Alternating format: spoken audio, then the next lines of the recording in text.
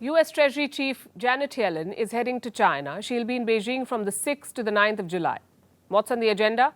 Mending the fractured US-China ties. And Yellen is not the first American official to attempt this. Last month, it was US Secretary of State Antony Blinken. He was the senior-most American official to visit China in 5 years.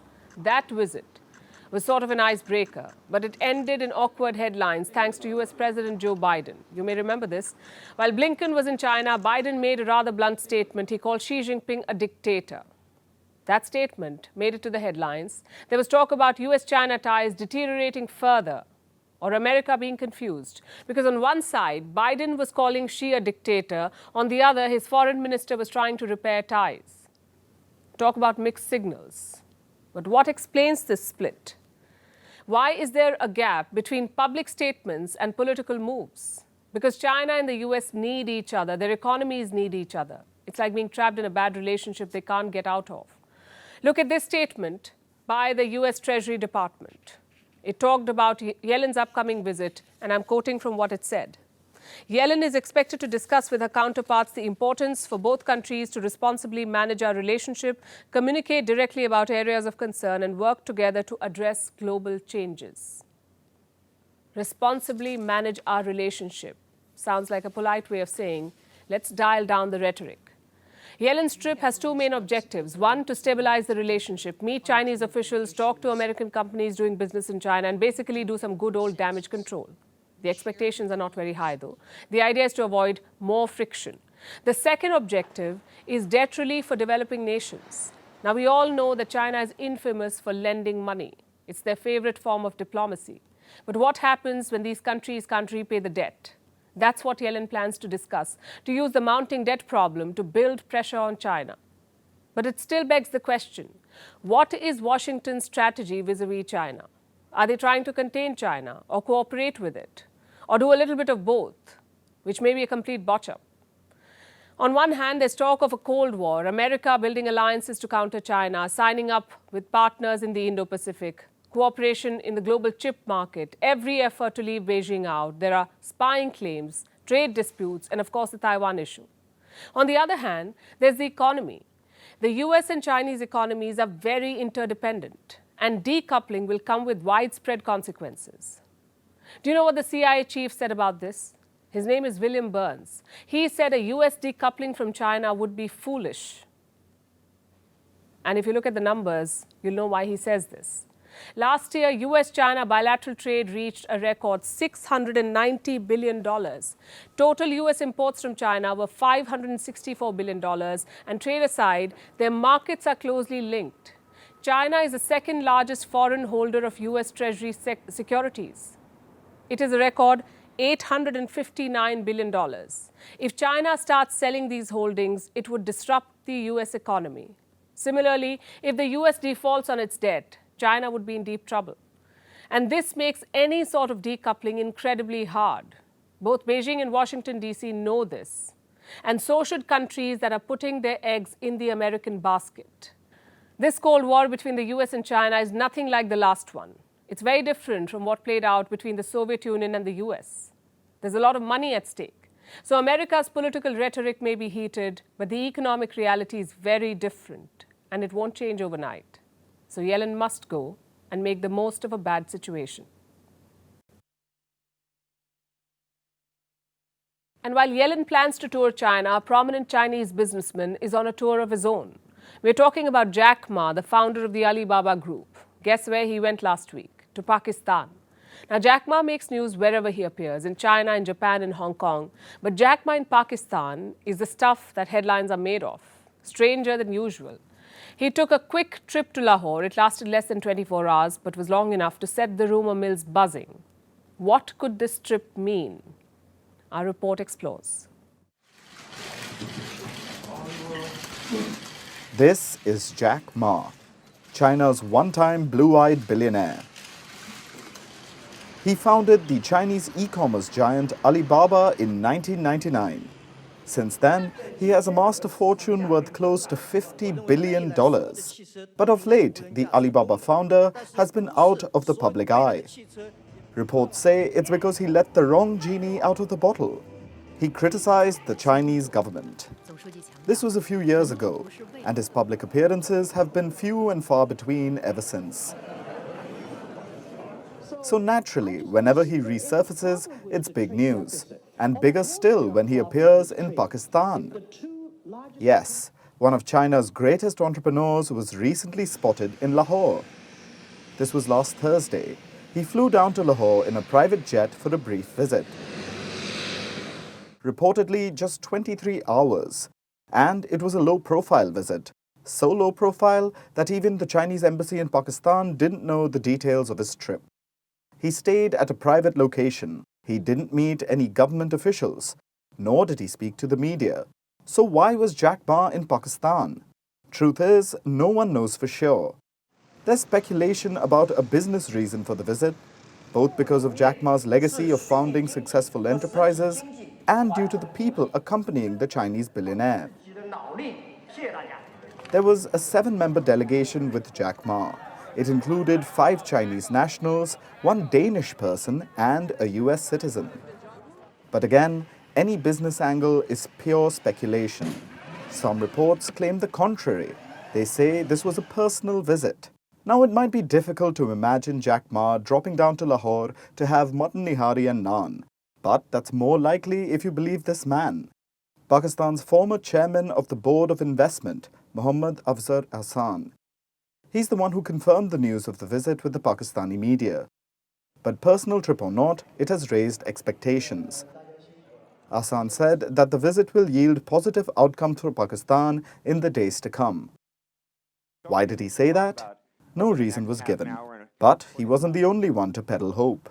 There was also Zohib Khan, the chairperson of the Pakistan Software Houses Association.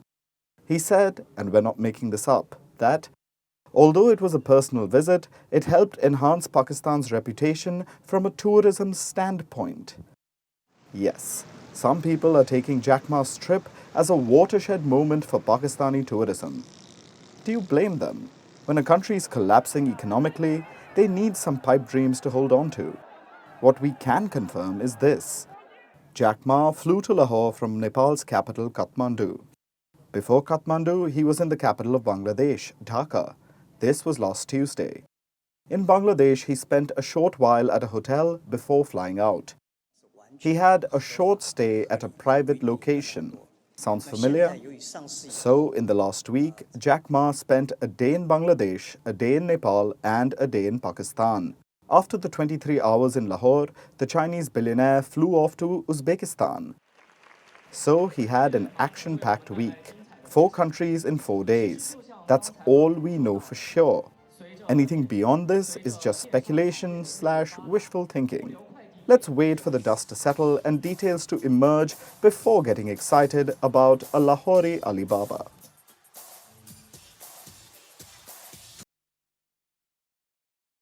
And now to the UK, where Prime Minister Rishi Sunak is struggling. He took office in exceptional times, the 3rd Prime Minister in 2 months, the 5th in 6 years. He promised to fix the economy. He had experience, after all, as Chancellor of the Exchequer, or the UK's version of a finance minister. So this millionaire Prime Minister took office with a 5-point agenda. He promised to halve inflation, to grow the economy, reduce national debt, reduce wait times at the NHS, and stop the small boats. Basically, fiscal prudence with a dash of populism and a heavy dose of xenophobia. That's what he promised. But this agenda is falling by the wayside, so much so that he doesn't call these 5 points as 5 promises anymore. He now refers to them as 5 priorities. Similar but not quite the same. And he has reason to change his words. His agenda seems to be unravelling. We'll start with Britain's National Health Service, or NHS. It is slowly collapsing. Last Friday, it got a shot in the arm. At least that's how the UK government sold it. Prime Minister Sunak made this announcement. We're announcing the most ambitious transformation in the way that we staff the NHS in its history, the long-term workforce plan. This is a 15-year plan to deliver the biggest ever expansion in the number of doctors and nurses that we train, and a plan to reform the NHS so we deliver better care in a changing world. Quite the announcement. It came just days before the NHS celebrates its 75th anniversary. The Sunak government released a 151-page plan. It was to address the crisis plaguing the NHS. And what does it say? They'll increase the number of seats in medical colleges, reduce the course duration from 5 to 4 years. It may help, but it won't help immediately. The healthcare system in the UK is in crisis. They have a workforce crunch and a high rate of attrition. People are leaving their jobs. Does Rishi Sunak's plan address that? It offers flexible working, better workplace environment, and improved training opportunities, apparently. But do you know what's missing? Better pay. It's not mentioned in the list. And that's the reason why so many Britons are striking and quitting the healthcare industry. They want better pay. To be fair, Sunak has pledged more money, an additional £2.4 billion, that's about $3 billion to the NHS. And this will be over the next 5 years. And the long-term plan runs through 15 years. You know what that means. Future budget allocations will be the next government's problem, most likely not Sunak's government. So the plan is far from perfect. It's being cautiously welcomed because this is the first substantial plan in years. So you could say something is better than nothing. It may or may not save the NHS, but it's highly unlikely to save Sunak's job. Because look at how he's floundering. Inflation isn't close to getting halved in the UK. Economic growth is still projected at 0.1%. That's close to nothing. And the UK's debt is the worst in 60 years. The numbers came out last week. Debt has passed 100% of the GDP for the first time in 6 decades. So fiscal prudence is a complete failure. And then there's the issue of small boats. Sunak wants to deport asylum seekers coming to the UK by boat. His government wants to send them to Rwanda, and that too at great public expense. Now, this scheme has been championed by Suella Braverman, herself a daughter of immigrants. Now, this grand plan has hit a wall. The British courts. Listen to this. The deficiencies in the asylum system in Rwanda are such that there are substantial grounds for believing that there is a real risk that persons sent to Rwanda will be returned to their home countries where they faced persecution or other inhumane treatment when, in fact, they have a good claim for asylum. In that sense, Rwanda is not a safe third country. In consequence, sending anyone to Rwanda would constitute a breach of Article 3 of the European Convention on Human Rights, which Parliament has required the government to comply with. So the Rwanda deportation drive is also a non-starter. Sunak's government is going to appeal the ruling. It will try and convince the courts that permanently sending people to Rwanda is perfectly safe, even though experts say it will have no impact on the small boats problem, and polls say that a majority of Britons are against this policy. It's proving to be too expensive, both financially and politically, but they want to stick to it. And guess what else Sunak is turning to? Racism. He says he felt the sting of racism while growing up in the UK. Good pitch, but unlikely to win him the next election. And now to news from West Asia. Israel has launched a military operation in Jenin, that's a city in West Bank. And this is not just any other operation, it's one of the biggest that West Bank has seen in the last 20 years. So first, a rundown of what happened. This morning, Israel launched a series of drone attacks. They were targeting an apartment. It's located in the center of Jenin's refugee camp. It first attacked with drones. And then came the ground forces. Soon, the sound of gunfire filled the streets of Jenin.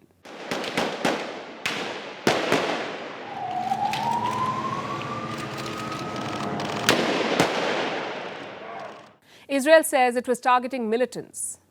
It claims to have struck a command center for a militant group. We are striking the terrorism hub with a great strength. I want to emphasize that we don't have a fight with the Palestinians. Actually, our fight is with the proxies of Iran in our region, which is mainly with the Hamas and the Islamic Jihad. Palestine, on the other hand, calls it a war crime, an attack on defenseless people. Our people will not stand down or surrender. We will remain in confrontation until this criminal occupation is over. The crimes in Jenin, Nablus and Gaza will not bring security to Israel as long as it attacks our people and works against the course of history. 8 people have been killed, the death toll is mounting, 50 others are injured. These are scenes we've seen before in Gaza. But for Jenin, this is the first in 2 decades, the biggest attack since the second intifada or the second uprising. It started in the city's refugee camp. Around 14,000 people live there. In the last year, it has seen a lot of Israeli raids, but this time, residents say it looks like a real war. What's going on in the refugee camp is real war. There were strikes from the sky targeting the camp. Every time we drive in, around 5 to 7 ambulances, and we come back full with injured people. Israel argues the action was unavoidable. They apparently put off this operation for 2 years, but not anymore. They even had a discussion with the US. Reports say Washington was informed 10 days ahead of the raid. And no surprises there. Even though Washington does not approve of Israel's latest policies, including their settlement plans, America remains Israel's staunchest ally. And the recent tensions have not stopped Tel Aviv from acquiring a new fleet of F-35 jets. This is the world's most advanced stealth fighter jet. Israel will buy its third fleet from the US. The deal is worth $3 billion, and it will be funded by US military aid. It's a win-win for Tel Aviv. In fact, Israel is the only country with F-35s in West Asia. It already has 50 F-35 jets, 50. This time, it's buying 25 more. So it will now have a fleet of 75 jets. The UAE wanted the same jets, but they don't have a deal yet. It just shows how close US-Israel ties are, irrespective of the differences. So Israel is expanding its arsenal, and it comes at a time when tensions with Iran are at an all-time high. On Sunday, Israel conducted an airstrike in Syria too. The attack was to counter Iran's presence there, disrupt its alleged arms supply to its allies in Syria. And Israel used the F-35 to shoot Iranian drones. It has used the F-35 before. In 2022, Israeli F-35s breached Iran's airspace. It gives Israel an edge in its battle against Iran. Will it target Iran's nuclear facilities next? Well, that's something we will keep tracking. Have you seen statues of Lady Justice? If you have, you can't miss the blindfold. It is supposed to depict lack of bias. Justice is delivered based on facts and fairness, not outside factors. But only in theory, it seems, because Lady Justice will open the blindfold sometimes when she hears the cash registers ringing. What do I mean? Well, over the weekend, there was some interesting development at the Supreme Court of India. Now, Saturday was a court holiday, but the judges convened twice for one particular case. It's a case that relates to an activist called Teesta Setalvad. She's accused of fabricating evidence in the 2002 Gujarat riots. I'll sum up the events quickly. The High Court in Gujarat rejected her bail plea. So Setalvad moved the Supreme Court. The judges convened twice for her case, once at 6:40 p.m. in the evening and then again at 9:15 p.m. in the night. They granted her interim protection for 7 days. Now, the case itself is very polarizing. I'm sure all of you have your own opinions on it, and I do not want to go there. What I want to focus on in this, what does it take to secure justice? What does it take to get the court's attention? It helps if you're powerful and famous. And there is no ideological or political distinction here. Just think back to some recent cases. If you're a politician, you get the court's attention. Your bail hearings get fast-tracked. If you're related to celebrities, say a son or daughter, you get a fast track. If you have a top lawyer, same thing. Some big names in India charge up to anywhere between 15 and 20 lakh rupees. That's around 18,000 US dollars. I'm sure they're legal hawks and their services are probably worth every penny. But surely that should not affect the speed of justice and how early the court takes up your case. I have some staggering numbers for you. Around 77% of prisoners in India are under trials, meaning they are in jail, but their trial has not started. 77%. That's more than 420,000 people.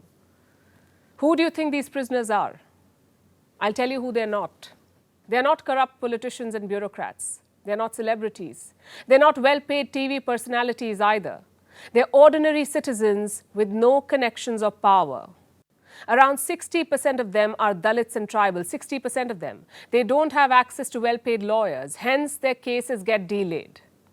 Another staggering number is the pending cases, around 50 million of them across Indian courts. 50 million pending cases. Can you imagine that? In this judicial pile, the ordinary citizens come last. They wait years, sometimes decades for justice. But your VIPs don't. They will have expensive lawyers on call, and those lawyers will have the court's attention.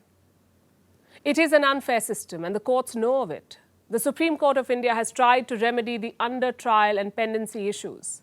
They've given new orders to lower courts, like to prioritize bail over jail. But at the ground level, things are yet to change. The court can work on a holiday for an activist with a top lawyer, but will it do so for the 4 lakh plus under trials? I think we know the answer. This problem isn't about one case or one ideology or one political party. It's a question of basic freedoms and liberty. India has a rich tradition of justice and fairness. Our courts, led by the Supreme Court, have upheld that tradition. Yet there are gaps to fill. A fat wallet cannot be an early guarantee of justice. Neither can due process be expedited for the influential. I'm sure the top court knows this already. But it's all about putting the wheels in motion. And now it's time for Vantage Shots, images that tell the story. Starting with Ukraine, they've released a new video of a strike on a Russian tank. This happened near the city of Bakhmut. In Mexico, a mayor married a crocodile. You heard that right. A mayor married a crocodile. As bizarre as it may sound, this is apparently a ritual that dates back centuries and is said to bring prosperity. In South Korea, a robot led a performance by the country's national orchestra.